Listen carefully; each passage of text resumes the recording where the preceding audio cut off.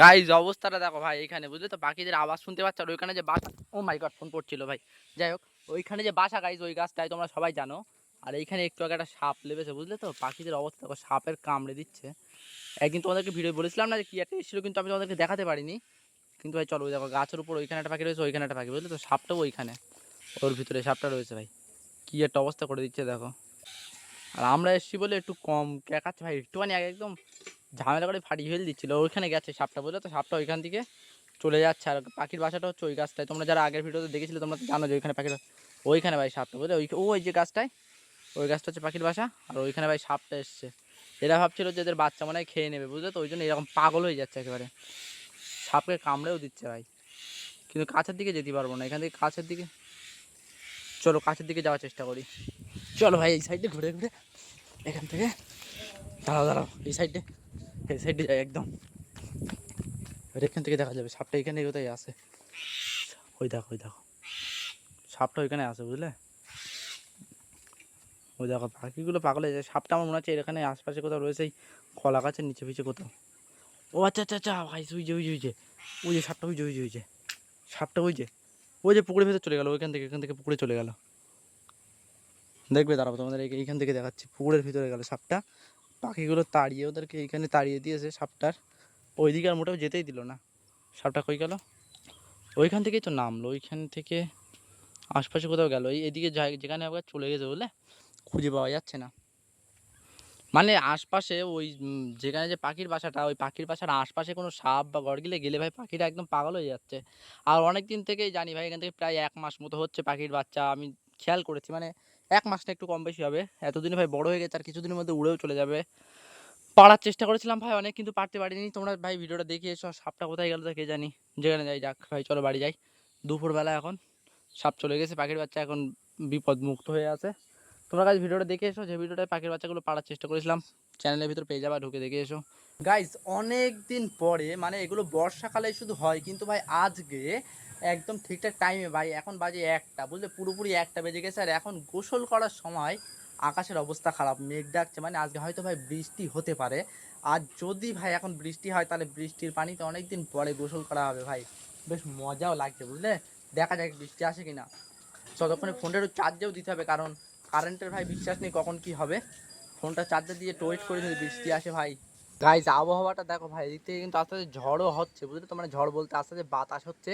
আর আকাশে মেঘ দেখো, প্রচণ্ড পরিমাণ মেঘ, একদম চারিদিকটা কিন্তু মেঘে পুরো ভর্তি হয়ে রয়েছে। আর ভাই হাওয়াও হচ্ছে, জানি না হাওয়া হলে ভাই বৃষ্টি হয় না, এটা সমস্যা। দেখো এদিকে হাওয়া দেখো ভাই, ঝড় উঠে যাচ্ছে আস্তে আস্তে।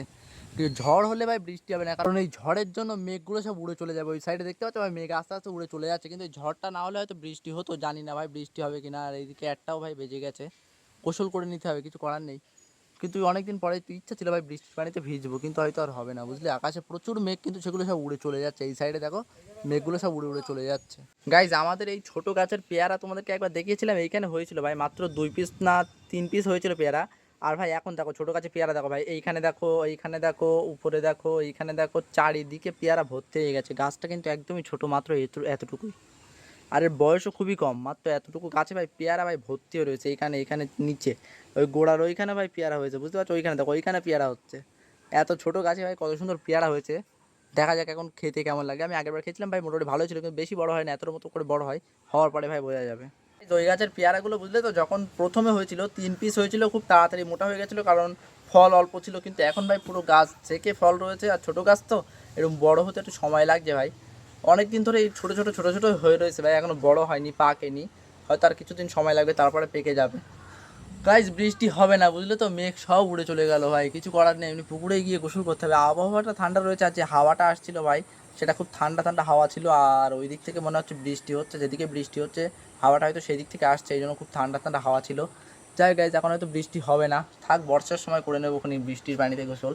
এখন যাই গাইজ পুকুর থেকে গোসল করে আসি, কারণ এখন অনেক বেলা চলে গেছে। এতক্ষণ ভাই গেম টেম খেলে ভাই টাইমটা একেবারে গেছে এতক্ষণ ধরে, কারণ এখন সকালবেলা কাজে যাই না, আজকে কোনো কাজ ছিল না, এই জন্য সারাদিনটা ভাই গেম খেলে আর ফোন দেখেই চলে গেছে। এখন যা গোসল করে আছে, ফোনটা একটু চার্জে দিই, কারণ যদি বৃষ্টি আসে তখন কারেন্ট থাকবে না। গাইজ সারা দুপুর ওয়েট করলাম বুঝলে তো, কিন্তু বৃষ্টি তো হলো না। আর এখন ভাই বিকাল হয়ে গেছে, আর এখানে আবার এসেছি ভাই সে ভাই বাগানে ঠান্ডা জায়গায় গেম খেলতে। আর এখনই ফিস ফিস করে বৃষ্টি চলে এসছে ভাই, হালকা হালকা বৃষ্টি পড়ছে। আর এখন কোনো হাওয়া নেই, হয়তো এখানে গেম শুরু করবার ভাই সেই বৃষ্টি আসবে, মানে যখন দরকার তখন ভাই হয় না। দেখা যাক ভাই, এখানে খানিকক্ষণ গেম খেলি। আর এখানে জায়গাটা বেশ নিরিবিলি, আর এখানে একটু মশা আসছে বুঝলে। যখন বেশি হাওয়া হয় তখন মোটে মশা থাকে না, কিন্তু এখন হালকা পালকা মশা আসছে একটা দুটো করে।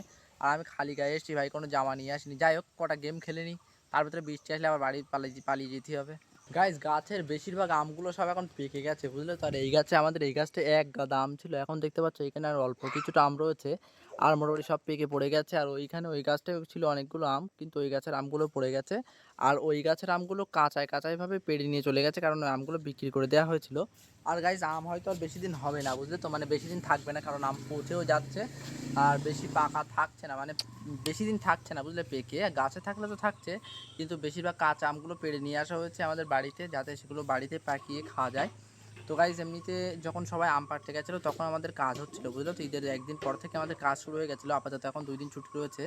তো গাইস, সেই জন্য আমি আম পাড়ার ভিডিওগুলো আর করতে পারিনি। তো গাইস, এখন শুধু আম পাকা, সারাদিন রাত শুধু আম পাকা খেয়েই যাচ্ছে, কিন্তু শেষ হচ্ছে না ভাই, পচে যাচ্ছে, তাও ফেলে দিতে হচ্ছে। 4টে 5টে গাছের আম ভাই বাড়িতে পেড়ে রাখা হয়েছে।